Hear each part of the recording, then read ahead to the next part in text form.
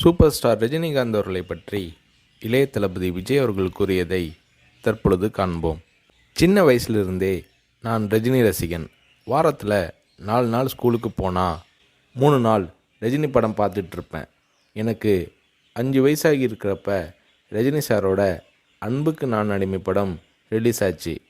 எப்படியாவது படம் பார்த்துடணும்னு ஆசை. ஆனால் ஸ்கூலுக்கு கட்டடிச்சிட்டு போகிற வயசு அல்ல அது. அதனால் நான் என்ன பண்ணினேன்னா, அப்பா ஷூட்டிங்க்கு போன உடனே எங்கள் அம்மா கிட்ட ரொம்ப அடம் பிடிச்சி மேட்னி ஷோவுக்கு போயிட்டேன். மேட்னி ஷோ பார்த்துட்டு வெளியே வந்ததும் திரும்பவும் ஈவினிங் ஷோ பார்க்கணும்னு அடம் பிடித்தேன். ஒரு போடு போட்டு வீட்டுக்கு கூட்டி வந்து விட்டாங்க. அங்கிருந்து நேரே சுரேந்திர மாமா வீட்டுக்கு போனேன். அவருக்கு நான் செல்ல பிள்ளை. என்னடா திடீர்னு வந்திருக்கேன்னு கேட்டார். அன்புக்கு நான் அடிமை படம் பார்க்கணும்னு சொன்னேன். என்னடா திடீர்னு வந்து சொல்கிறானாரு. இல்லை, கண்டிப்பாக போகணும்னு சொன்னேன். சரி வா, அம்மா கிட்ட போய் சொல்லிட்டு போகலாம்னாரு. இல்லை, அம்மா கிட்ட சொன்னால் திட்டுவாங்க. நான் உங்கள் வீட்டில் இருக்கேன்னு சொல்லிட்டு வந்துட்டேன். படம் பார்த்துட்டு நைட்டு போயிடுறேன்னு. அதே மாதிரி சுரேந்திர மாமா கூட போய் 2வது தடவையாக படம் பார்த்துட்டு வீட்டுக்கு வந்துட்டேன். அப்படியும் சும்மா இருக்கலை. ஷூட்டிங் முடிஞ்சிட்டு 9 மணிக்கு அப்பா வந்தார். வாடா சாப்பிடலாம்னாரு. எனக்கு பசி இல்லைன்னு முகத்தை திருப்பிக்கிட்டேன். கோபமாக இருக்கிற மாதிரி நடிப்பு காட்டினேன். இல்லை, சாப்பிட்டு தான் ஆகணும். உன் ப்ராப்ளம் என்னன்னு சொல்லுனாரு. அன்புக்கு நான் அடிமைக்கு கூட்டிகிட்டு போனால் சாப்பிட்றேன்னு சொன்னேன். சாப்பாட்டை பரிமாறிக்கிட்டு இருந்த அம்மா என்னை பார்த்து, அட திருடா, என் கூட வந்து அந்த படத்தை மேட்னி ஷோவில் பார்த்துருக்குற மாதிரி முறைச்சி பார்த்தாங்க. சரி வந்து சாப்பிடுனாரு. சாப்பிட்டு முடித்ததும் நைட் ஷோவுக்கு கூட்டிகிட்டு போனார். உண்மையிலேயே அன்னைக்கு மேட்னி, ஈவினிங், நைட் ஷோன்னு 3 தடவை ரஜினி சார் படம் பார்த்தேன். படம் பார்த்துட்டு வந்ததும் அப்பா கிட்ட ஒரு அன்பு கட்டளை போட்டேன்.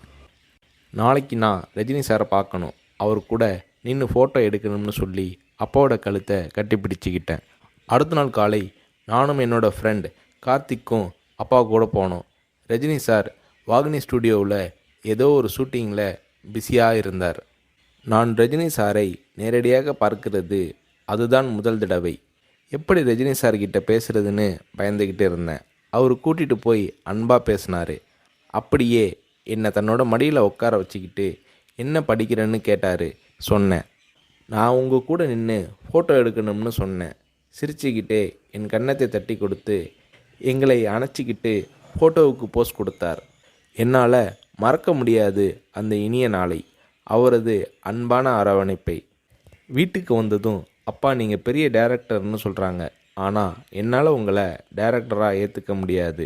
எப்போ எங்கள் தலைவர் ரஜினியை வச்சு டைரக்ட் பண்ணுறீங்களோ அன்னைக்கு தான் உங்களை டைரக்டராக ஏற்றுக்குவேன்னு சொன்னேன். அப்பா என்னை பார்த்தாரு. ஒரு ஹிந்தி படம் டைரக்ட் பண்ணுறதுக்காக எங்கள் அப்பா பாம்பே போனார். எனக்கு ஹாலிடேங்கிறதால நானும் அம்மாவும் கூட போயிருந்தோம். மும்பையில் இருந்த ப்ரொடியூசர் பூர்ணச்சந்திர ராவ் எங்கள் அப்பாவுக்கு ஃபோன் பண்ணி கூப்பிட்டதும் அப்பா அவரை பார்க்க போனார். வரும்போது ரொம்ப சந்தோஷமாக இருந்தார். ஹோட்டலுக்கு வந்ததும் என்னை கூப்பிட்டு, விஜய், நான் டைரக்டர் ஆயிட்டேனாரு. ரஜினி சாரை நடிக்க வச்சு டைரக்ட் பண்ண போகிறேன்னாரு. அந்த படம் தான் நான் சிகப்பு மனிதன்.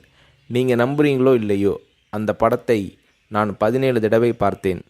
நடிக்கணும்னு ஆசைப்படுறியே, உனக்கு நடிப்பை பற்றி என்ன தெரியும்னு எங்கள் அப்பா கேட்டதும் உடனே அப்போதே ஒரு சீன் நடித்து காட்டினேன். அது என்ன சீன் தெரியுமா? அண்ணாமலை படத்தில் ரஜினி சார் பேசிய பெரிய டைலாக் சீன். நான் ரஜினி ரசிகனாக இருந்ததால் அவரோட பல வசனங்களை மனப்பாடம் பண்ணி வச்சுருந்தேன். அதில் ஒரு வசனம்தான் எனக்கு உதவியது. ரஜினி சார் சரத்பாபுவை பார்த்து தொடையில் தட்டிக்கிட்டு கோபமாக பேசுவாரே, அந்த வசனத்தை நான் பேசி நடிக்கிறத கொஞ்ச நேரம் அப்படியே கூர்ந்து கவனிச்ச எங்கள் அப்பா என்னை பக்கத்தில் கூப்பிட்டு, நாளைக்கு உனக்கு மேக்கப் டெஸ்ட் எடுக்கிறேன்னாரு. அவர் அந்த வார்த்தைகளை சொல்லி கை குலுக்கியதும் எனக்கு சிறகு முளைச்சி ஆகாயத்தில் பறக்கிற மாதிரி எல்லையில்லாத மகிழ்ச்சி பொங்கியது என்று நடிகர் ரஜினி அவர்களை பற்றி இளைய தளபதி விஜய் அவர்கள் கூறுகிறார்.